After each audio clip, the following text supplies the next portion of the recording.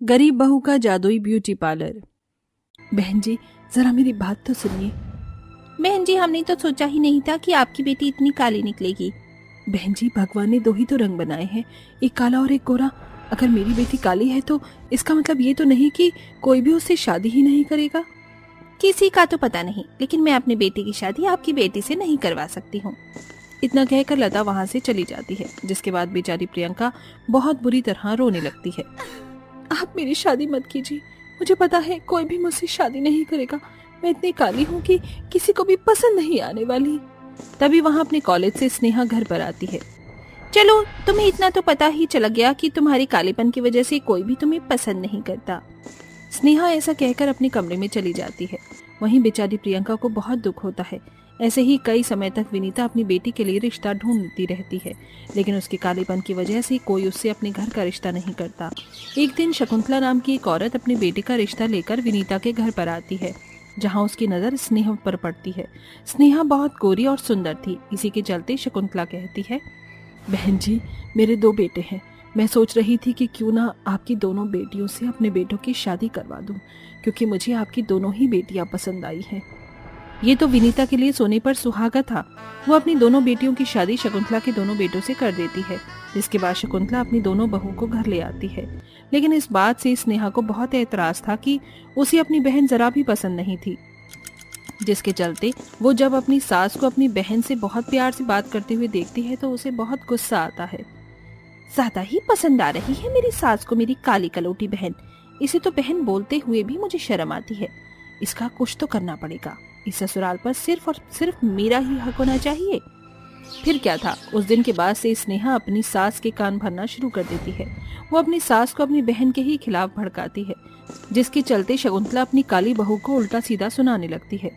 जब देखो काम चोरी करती रहती हो, तुम्हें और कोई काम नहीं है क्या? अरे अभी तक घर की साफ सफाई भी नहीं हुई है, नाश्ता भी नहीं बना हुआ है, ऊपर से घर में पूजा भी नहीं हुई है। माँ जी मेरी तबीयत बहुत ज्यादा खराब थी और रोजाना मैं काम करती हूँ, एक दिन क्या स्नेहा काम नहीं कर सकती? देखा माँ जी, कितना भी काम कर लूं, दीदी को तो लगता है कि मैं बिल्कुल भी काम नहीं करती हूँ। ये सुनते ही शकुंतला को गुस्सा आ जाता है। स्नेहा बिल्कुल सही कहती थी तुम्हें, हम दोनों से बहुत ज्यादा चिढ़ है क्योंकि तुम बहुत ज्यादा काली हो। अरे ऐसी बहू मुझे चाहिए ही नहीं। चल अभी क्या भी इस घर से बाहर निकल। शकुंतला उसका हाथ पकड़ती है और उसे घर के दरवाजे से बाहर निकाल देती है, जिसके बाद वो घर के दरवाजे को बंद कर देती है।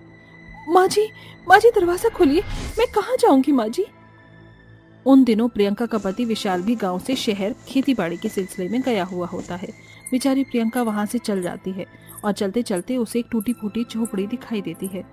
अब मैं क्या करूं? मेरे पास रहने का कोई ठिकाना तो है ही नहीं, यहीं पर रह लेती हूँ। प्रियंका उस टूटी फूटी झोपड़ी में रहने लगती है, जहाँ उसे एक देवी माँ की मूर्ति भी दिखाई पड़ती है। वो देवी माँ की मूर्ति के आगे हाथ जोड़कर वहीं पर अपना गुजारा करने लगती है। कई दिनों तक वो भूखी प्यासी रहती है और उसे कोई खाना तक नहीं देता। भीख मांगने से अच्छा उसे काम ढूंढना सही लगता है। वो मुखिया के घर में साफ सफाई का काम शुरू कर देती है, जिसके चलते मुखिया उसे 2 वक्त की रोटी और कुछ पैसे दे देता है। एक दिन प्रियंका अपने आप से कहती है, और कब तक मैं इस तरह नौकरी करती रहूंगी? मुझे पार्लर का सारा काम आता है, लेकिन मुझे पार्लर की नौकरी कहीं मिल ही नहीं रही। क्यों ना मैं खुद का ही एक पार्लर खोल लूं? प्रियंका पार्लर खोलने के लिए मुखिया से कुछ पैसे उधार ले लेती है, जिसके बाद वो एक छोटा सा पार्लर खोल लेती है। वो काली थी, जिसके चलते उसके पार्लर में कोई नहीं जाता था। कौन जाएगा इस काली कलोटी के पार्लर में? मुझे तो बिल्कुल भी यकीन नहीं होता कि इसके पार्लर में जाकर किसी चीज का कोई निखार आएगा। इतनी बदसूरत पार्लर वाली के पार्लर में कोई नहीं जाने वाला।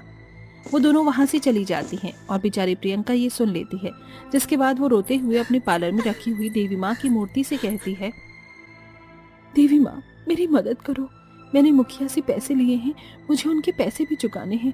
ऊपर से मेरे काले रंग की वजह से मेरे पार्लर में कोई नहीं आ रहा। अब मैं क्या करूं? मुझे कुछ समझ नहीं आ रहा।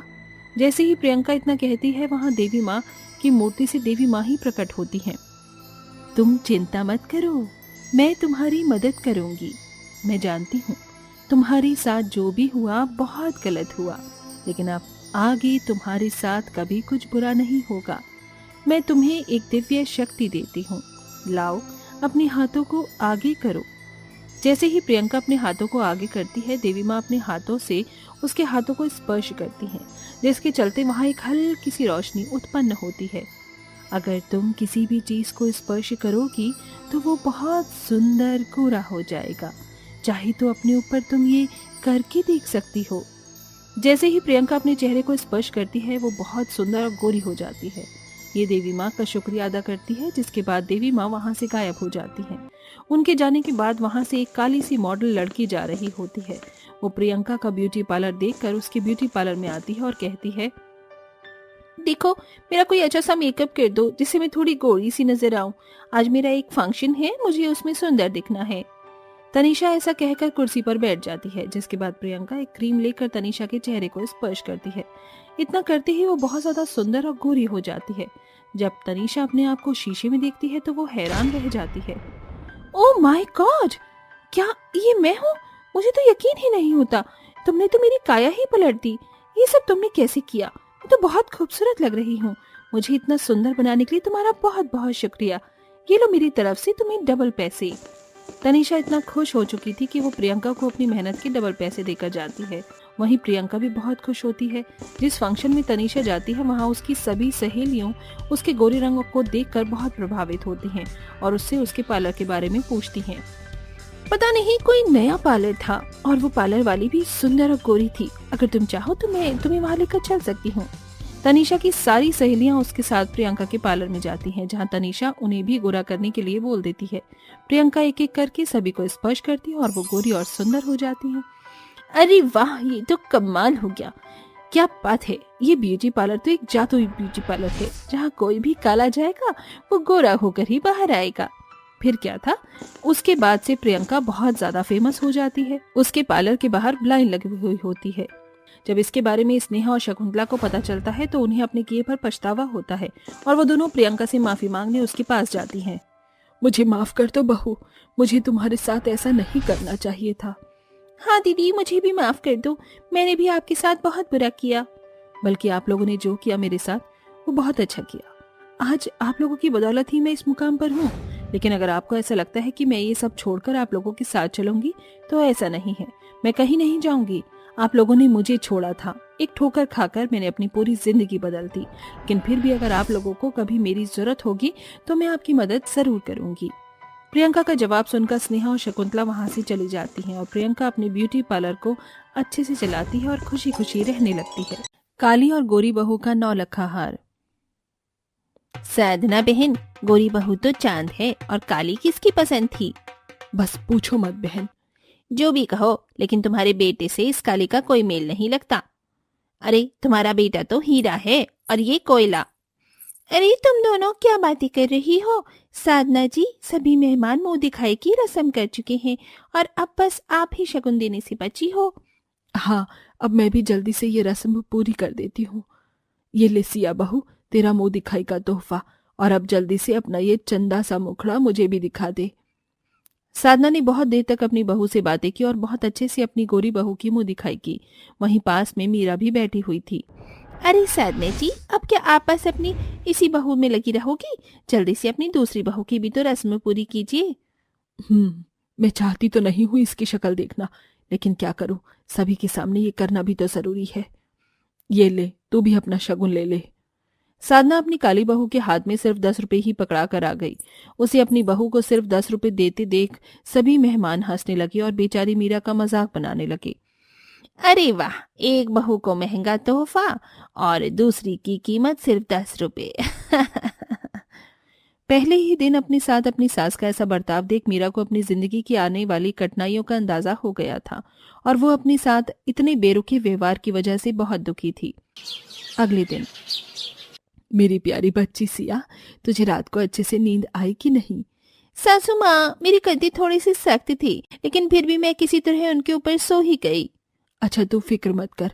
अगर तुझे वो गद्दे सख्त लगते हैं तो मैं अपने प्यारे बेटे से बोलकर उन्हें बदलवा दूंगी। खैर, अभी ये सब छोड़ो, आज तेरी पहली रसोई है। जाकर अपने हाथों का स्वाद दिखा दे। मम्मी जी, आप तो जानती हो मुझे सादा कुछ बनाना नहीं आता है। मैं अपने घर में बस खीर पूरी बनाना सीख कर आई हूँ, तो मैं सिर्फ वही बनाऊंगी। तुझे जो अच्छा लगे वो बना दे। सासू माँ, आज तो मेरी भी पहली रसोई है, मैं क्या बनाऊं? तू तो चाहे कुछ भी बना ले, लेकिन तेरी काली शक्ल देखकर हर चीज का स्वाद कम ही हो जाएगा। सासू माँ, मेरा रंग काला है तो क्या हुआ? इस दुनिया में 2 ही तरह के रंग तो हैं, काला और गोरा। मैंने तुझसे यहाँ समझदारी झाड़ने को नहीं बोला है। मुझे काले लोग पसंद नहीं हैं, और मेरी फूटी किस्मत देखो कि एक काली लड़की ही मेरी घर की बहू बनकर आ गई। अरे मेरा बेटा, तू उठ गई? आज तो तेरी पहली रसोई की रस्म है ना। चल जा, जल्दी से अपनी रस्म पूरी कर ले। तेरे लिए मैं कल ही राशन ले आया था। शुक्रिया ससुर जी। हाँ, अपनी लाई हुई बहू पर कैसे दिल खोला जा रहा है। सिया के लिए आप क्या लाए हो? तुम बताओ कि तुम मीरा के लिए क्या लाई हो। मैं भला इस काली के लिए कुछ भी क्यों लेकर आऊं? वैसे ही मुझे भी सोच लो। खैर छोड़ो, एक दिन तुम भी मीरा की सच्चाई और अच्छाई को जरूर देख पाओगी, मुझे यकीन है। अभी मुझे काम है तो मैं जा रहा हूं। ससुर जी, आप खाना नहीं खाओगे? नहीं बहू, तू मेरे लिए बचा कर रख देना। अभी मुझे काम है तो मेरा जाना जरूरी है। ये ले बहू, मेरी तरफ से तेरा शगुन। 1 मिनट रुक जाइए। अब मैं इतनी भी बुरी नहीं हूं कि सिर्फ एक पर ही ध्यान दूंगी। मैं इन दोनों को शगुन के देने के लिए तोहफे ले आई हूं, तो आपको देने की जरूरत नहीं है। अच्छा, ऐसी बात है। ठीक है, तो मैं चलता हूँ। बहू, मैं अपनी तरफ से शगुन खाना चखने के बाद ही दूंगा। दिनेश ऐसे बोलकर काम पर चला जाता है। दोनों बहुएं भी खाना बनाने में लग गईं। अपनी पहली रसोई की रस्म करते हुए सिया मीरा से जल रही थी। एक काली, सुन, यहाँ पहले मैं अपना खाना बनाऊंगी। ये क्या बात हुई सिया? इस गैस में 4 चूल्हे, तो 2 पर तुम अपना काम करो और 2 पर मैं कर लूंगी। अच्छा, मुझे मत सिखाओ, मुझे तुम्हारे साथ खाना नहीं बनाना है बस। देखो सिया, इस घर में मुझ पर अत्याचार करने वाली मेरी सासू माँ है, तो प्लीज तुम तो मेरे साथ मेरे ऐसे बर्ताव मत करो। अरे चल चल, काले लोगों को यही सब झेलना पड़ता है, और वैसे भी मुझे फर्क नहीं पड़ता कोई तुमसे कैसे पेश आता है। मुझे तुमसे जैसे ही पेश आना होगा मैं आऊंगी। अब हटो यहाँ से। सिया ने अपनी मौजूदगी में मीरा को गैस चूल्हे पर काम नहीं करने दिया, लेकिन इसी बीच मीरा ने सभी के लिए अपने हाथों से सलाद वगैरह बना दिया और अपने खाना भी सभी तैयार कर लिया। अब तो मैं बना सकती हूँ ना? मेरा काम तो हो गया, अब मुझे नहीं पता। मैं तो चली, अब कुछ देर आराम करने के लिए। सिया अपने कमरे में चली गई और फिर मीरा ने भी जल्दी जल्दी अपना खाना बना लिया। जहाँ सिया ने बस सभी के लिए खीर पूरी बनाई थी, वहीं मीरा ने पकवानों का ढेर लगा दिया। कुछ देर बाद जब सभी ने खाना खाया, ये पालक पनीर किसने बनाया है? बहुत ही लाजवाब है। और ये गोभी की सब्जी में भी बिल्कुल ढाबे वाला स्वाद आ रहा है। शुक्रिया माँ जी और ननन जी। अरे प्रकृति और माँ जी, आप मेरा बनाया हुआ खाना भी तो खाइए। खीर पूरी वही बोरिंग सा खाना। काहे को होता बोरिंग? मेरी बहू ने जरूर बहुत ही अच्छी खीर पूरी बनाई होगी। वाह, सारे पकवान इस खीर के आगे फेल हो गए। सिया बहू, बहुत अच्छे, बहुत ही बढ़िया खाना बनाया है तूने।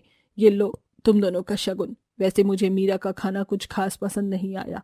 इतनी सारी चीजें बनाकर इसने इस राशन का सत्यानाश ही कर दिया है। लेकिन चलो, मैं शगुन दे ही देती हूँ। साधना ने पहले मीरा के हाथ में शगुन दिया। उसने मीरा को बस एक हल्का सा आर्टिफिशियल हार दिया था, और वहीं सिया को, ये ले बहू, तेरे लिए ये 9 लख का हार। देखना, ये तेरे गोरे रंग पर बहुत जचेगा।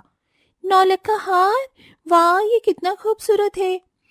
साधना ने सिया को 9 लख का हार शगुन के तौर पर दिया था, जो देखने में बहुत ही खूबसूरत था। उसमें अलग अलग रंग के हीरे और रत्न जड़े हुए थे, और वो बहुत ही बड़ा और चमकदार था। कैसा लगा तुझे मेरा तोहफा? गॉड, मैंने कभी सपने में भी नहीं सोचा था कि मुझे ये शगुन मिलेगा। शुक्रिया माँ। सिया तोहफा पाकर बहुत ही ज्यादा खुश थी। बेचारी मीरा को तो बस साधना ने एक सस्ते से तोहफे में ही निपटा दिया था। साधना को लगता था कि उसकी गोरी बहू आदत वगैरह से बहुत अच्छी है, इसीलिए वो हमेशा उसे ही हर चीज के ऊपर रखती थी। ऐसे ही सिलसिला चल रहा था कि एक दिन साधना ने अपनी गोरी बहू को फोन पर बात करते हुए सुना। अरे मेरी सास तो बस मेरे गोरी रंग के ऊपर ही पागल है। उसे मेरे लिए प्रॉपर्टी के पेपर्स पर साइन करवाना कोई बड़ी बात नहीं है। मैं उसे बातों में फंसाकर पेपर्स पर साइन करवा लूंगी। हाँ माँ, फिर देखना आपकी बेटी कैसे इस घर के ऊपर राज करेगी। सिया की ये सारी बातें साधना ने सुन ली थी। बहू? हाँ मम्मी जी। तुझे शर्म नहीं आई ऐसी बातें सोचते हुए भी? अरे मैं तुझे कितना अच्छा समझती थी, और तू? माँ वो। बस कुछ नहीं सुनना है मुझे। अभी के अभी अपना सामान बांध और दफा हो जा। मैं कितनी गलत थी जो मैंने तेरे ऊपर विश्वास किया, तुझे अपना समझा, जबकि जो बहू मेरी अपनी है उसे मैंने बहुत सताया। लेकिन अब मैं अपनी इस गलती को सुधारूंगी। बहू, मीरा बहू। जी माँ जी। बहू मुझे माफ कर दे, मैंने तेरे साथ जो भी बुरा बर्ताव किया, मैं इस आस्तीन के सांप को अपना समझती रही, लेकिन अच्छा ही है कि इसने डसने से पहले ही मेरी आँख खुल गई। मुझे माफ कर दे मीरा, मैं तेरे साथ बहुत गलत थी। तेरे ससुर जी सही कहते थे कि एक दिन मुझे तेरी अच्छाई जरूर समझ आ जाएगी, और आज मैं अपनी गलती सुधारना चाहती हूँ। साधना ने सिया को गले से नौलख का हार खींच लिया और उसे मीरा को पहना दिया। बहू, इस हार के असली हकदार तू है, और हाँ, तू विश्वासघाती, जा निकल जा मेरे घर से। नहीं माँ जी, ऐसा मत कीजिए। अगर आपने मुझे भगा दिया तो मैं कहाँ जाऊंगी? मुझे क्या पता। माँ जी, देखो तो सही, ये बेचारी कितनी रो रही है। आप सिया को एक मौका और दे दीजिए ना। क्या? अच्छा ठीक है, सिर्फ तेरे बोलने पर मैं इसे एक और मौका दे देती हूँ, लेकिन आइंदा मैं ऐसी कोई भी बात ना सुन लूं, समझी? साधना ने सिया को अच्छे से डांट दिया। अब सिया भी डरकर समझ चुकी थी। उसने फिर कभी अपनी ससुराल में ऐसी बातें नहीं की, और अब मीरा को भी वो इज्जत और प्यार मिलने लगा था जिसकी वो हकदार थी, और अब सभी मिलजुल कर रहते